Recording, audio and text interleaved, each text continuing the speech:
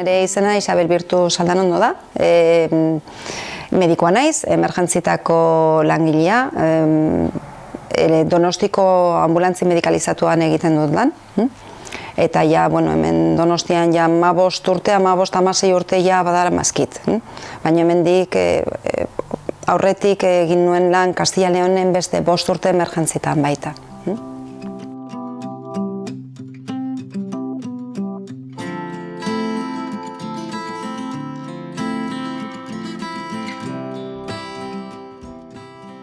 Ambulantzian izaten ditugu babes neurriak, pazienteak ondo lotuta eta edozein istripu gertatzen bada ere istripu hori larriago ez izateko, baina hala ere beti izan dugu, markatu nola esan, izan dugu beti erditzeak etxean edo kalean ematen dienean, bere ama jaioberrikin trasladoa leku aldatzea egiteko, arazoak izan ditugu ez daukagulako babes neurri horiek jaioberrintzako. Orduan, normalean beti izan dugu eztabaida edo banatuta eraman biak ziurtasunekin trasladoa egiteko, edo ama aurrarekin biak elkarrekin eramatea, baino beti zalantzarekin edo beldurrarekin, beti beldur horrekin edo istripu bat balima daukagu agian jaioberria egan ateratzen delako. Justu, ama jaioberrikin joan behar da besotan, ama bai kamilara lotuta dijoala, baina jaioberria amarekin dijoa. Orduan ez daukaguz ez geneukan, orain arte ez geneukan ezer jaioberri hori lotuta eramateko. Lotuta edo babestuta eramateko. Orduan, momentu honetan dauzkagu helduentzako segurtasun uhalak, aurrentako ere bai, guandala urte batzuk atera zan Kiddy Safe deitzen dena, eta horrekin aurrak ere ondo lotuta eramatea daukagu, baina jaioberriak ez. Jaioberriak eramateko daude bi aparatu, bat inkubadora, denok ezautzen dugu inkubadora portatilak, eta gero dago beste tresna, babypot deitzen dena, inkubadora baino pixu gutxiago daukana, eta eramatea badaukala, baino hala ere oso handiak dira, ambulantzian leku okupatzen dute eta ezin ditugu eraman. Eta gainea, eramate balima ditugu, egiten duguna da ama eta aurra banatu.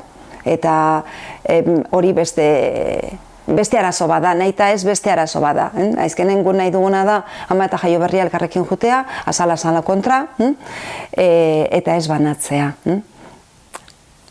Horregatik izan da.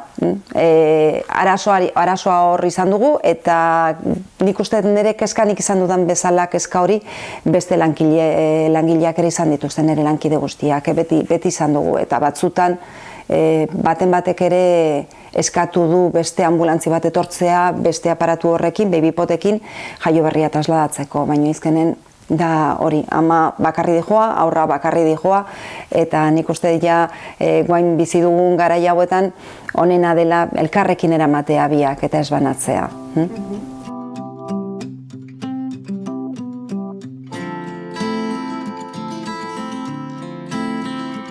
Bueno, buruan eukena ezieran zan nola norbait asmatuko do zerbait, ez? Orain arte beti dago beste norbait zerbait asmatzen duena. Ez nuen inoiz pentsatu nik zerbait edo ideia bat izango nuela, baina izkenen guaindala ja bi urte, ez nahi zondo gogoratzen, agian 3 urte ja pasa dira, ez?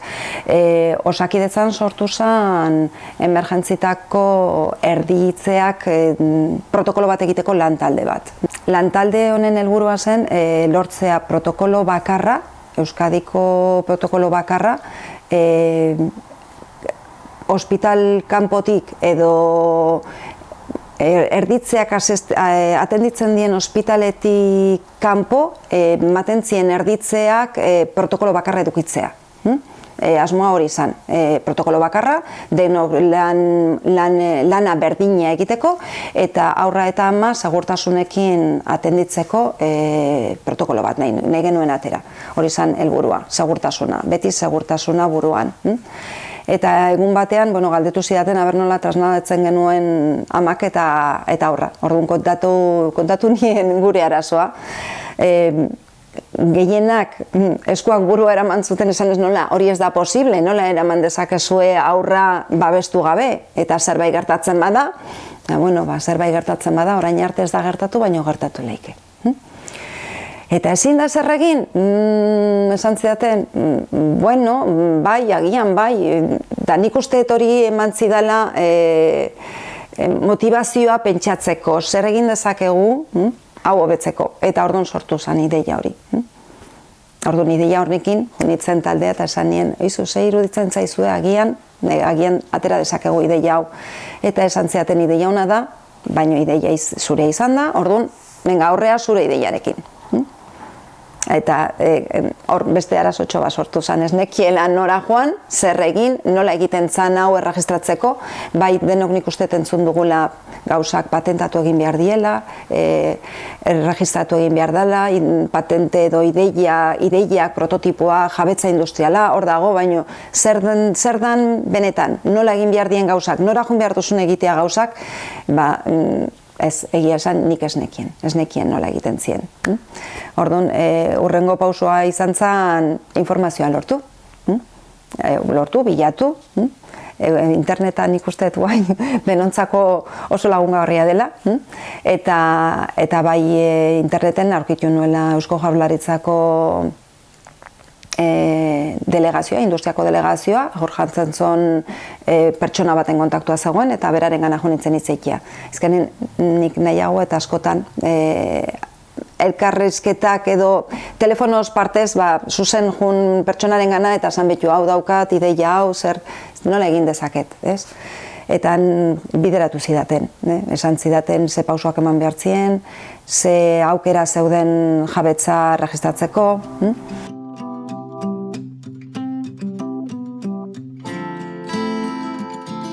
Oraintxe, guain dela urtebete pixkat gehiago erregistroa eman zidaten, ja eredu utilitate bezala, erregistratu nuen.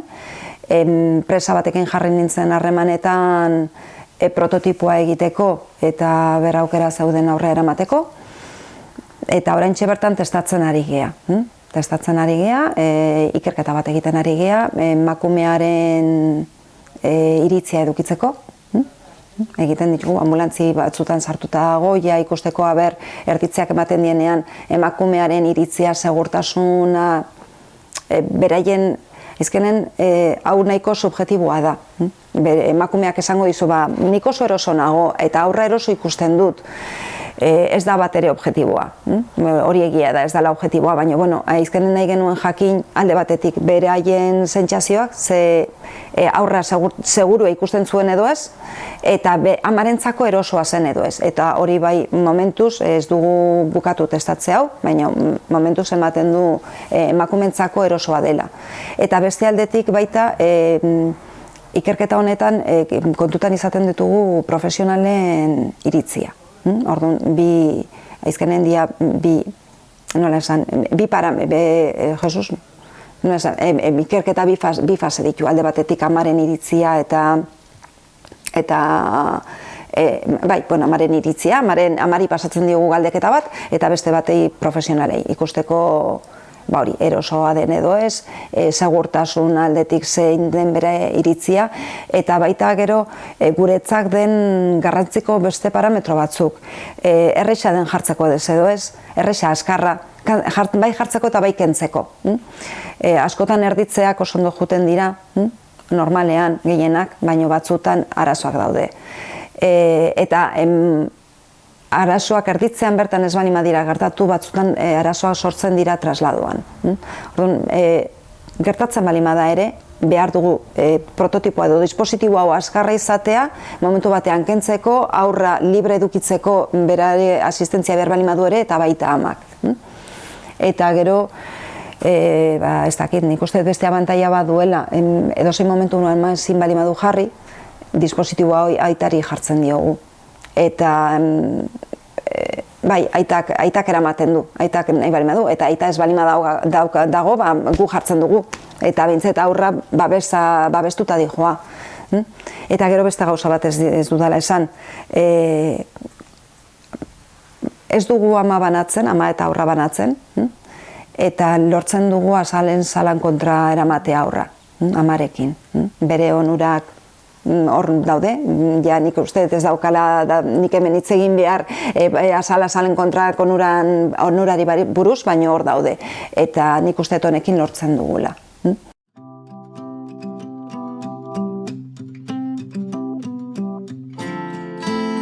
Vale. A ber, bueno, hemen ez dakit kamaran ikusten diran, hau hartuko dut, hau aizkena egin diguten aizkena da, nik uste kolore honekin geratuko dela, ikusten duzunez nahiko erresa da, eta edozeinerako ematen du, zuti jarri naiz, ez dakit, motxila bat izango balitz bezala. Orduan, ama aurra amaren petxuan jartzen dugu eta gero dispositiboa gainean. Hemen dauzka lau korrea, bi korrea gerrian dijoste, ikusten duzunez korrea guztiak aurrekaldean dijoste, ama eroso juteko, bestela bizkarraldean molestatzen dute. Eta ez diogu mina egin nahi, edo ez erosoa ez jutea ez du hori nahi. Orduan dauka bi korrea gerrialdean eta beste bi bizkarraldean gurutzatzen dienak eta aurrekaldean lotzen dienak. Orduan bi hauek dira askatzerakoan ematen digutenak askartasuna askatzeko eta aurra libre edukitzeko momentu batean behar balima da. Oso erresa da, ez dauka ezer berezirik egia esan,